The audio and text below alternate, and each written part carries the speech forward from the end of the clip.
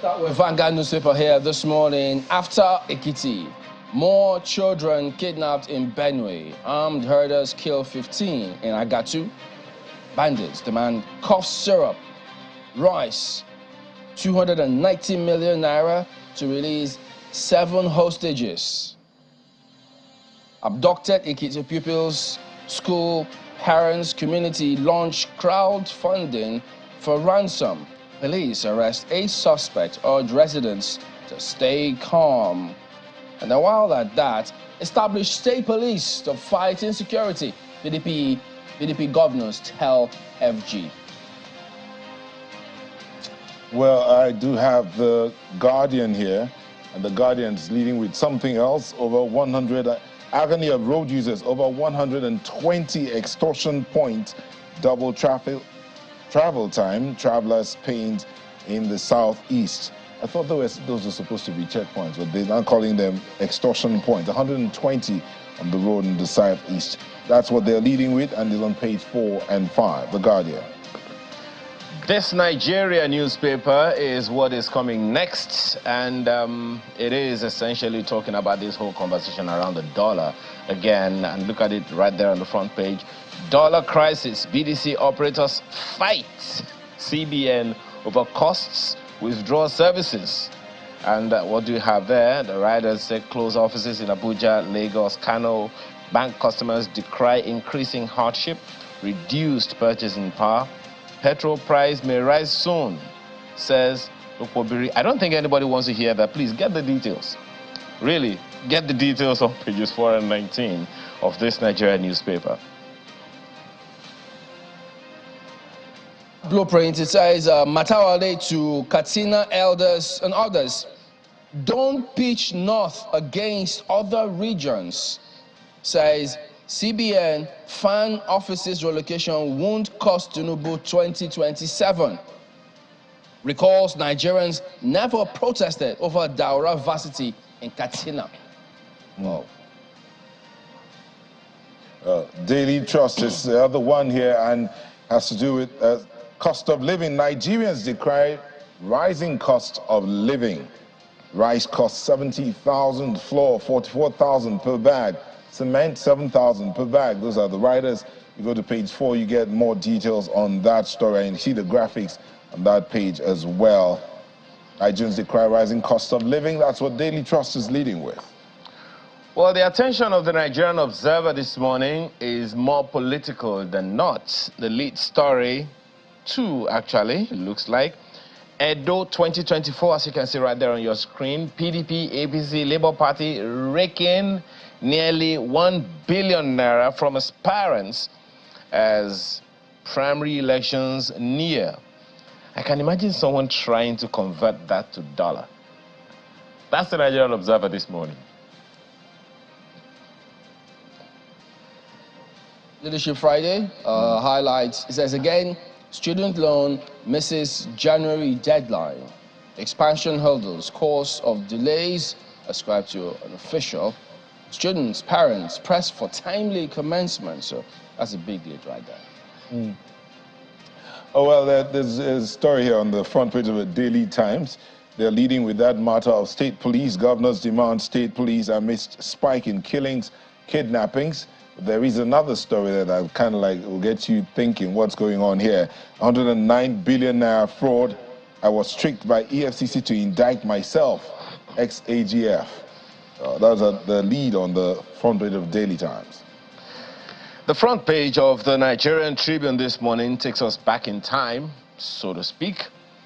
And it's talking about abducted school children. Parents lament, IGP moves AIG to Ekiti. Stories on page 37. Actually, this one is concerning, what's the more recent one in Ekiti State. 13 suspects arrested. We need help. Our children, wives, battling with life in kidnappers' den. Parents of kidnapped pupils cry out.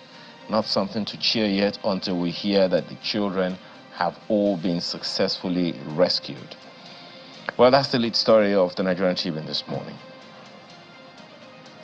All right, so one of the key things that's stuck out here in most of the dailies here is the security concern. So it's time. I don't know if it's not now. When will it ever be for the country to sit down and have that conversation about multi-level policing? Look, individuals, different groups may say all sorts. After all, we had different groups. You know, they divided them. They have the Southern Governors Forum and Northern Governors Forum. They all have said there has to be that conversation. They've given it the backing. So whatever else anybody thinks, it has to be discussed at that platform where the country will convene that platform where that conversation has to happen. Can we continue the same way and expect a different results? You bet. We definitely cannot do that. The Guardian newspaper stands out for me. That matter of 120 extortion points between different on that road going to the southeast. It's annoying when, as I say, when the purpose of a thing is not understood, abuse is inevitable. Now those checkpoints, that's what they're supposed to be, checking for different things, ensuring the security of the travelers on the road. But this is what's been captioned: extortion points. So at every point in time you move from here, you're seeing the next one, it's extortion that's happening there. And gladly, I mean, the front page is not saying who is extorting what or who are manning those points, but it's saying 120. Isn't that too much? I mean, the authorities need to look into this. I mean, at what point can we have a straight route without anybody stopping you to ask for one thing or the other? What are they even checking? And sometimes when you get there, you just flash the light into the vehicle. You're wondering, what exactly are they checking? Is it, can they read? Oh, you know, they can't tell you what they're looking maybe for. They've got maybe they've devised a means to read the mind's construction on the face. Well, we have to find a way, because yes, they need to do their jobs, you know, while that's it. Because I mean, what do we rather have? People kidnap people along the road and don't get any stoppage or anything. So no, I'm not saying they should leave the road. I'm not saying there shouldn't be any checkpoints, but they shouldn't be extortion points. Well, if extorted, then definitely that's not right. Well, certainly. Well, something very, very concerning, no doubt. But my pick this morning, guys, is on the front page of the Blueprint newspaper, particularly the lead story.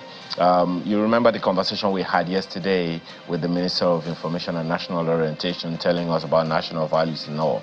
It seems that the Blueprint newspaper is leading in that regard this morning. Don't pitch north against other regions. It is coming from a former governor to Katsina elders and a number of other people. And the writers says no less, says CBN fan offices relocation won't cost Tinubu 2027.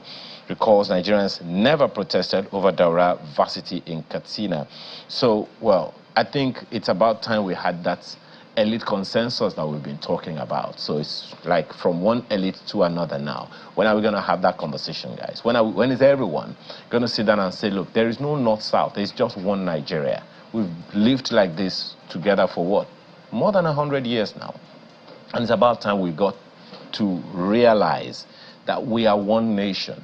We are one nation, and we've been in colonial rule, we've been out of colonial rule, we've been in military government, we've been in civilian government, and now we are where we are today. We are one nation. Can we cascade all of that information, that particular sentiment to every Nigerian, irrespective of tribe or tongue, quoting from the first national anthem that we ever had?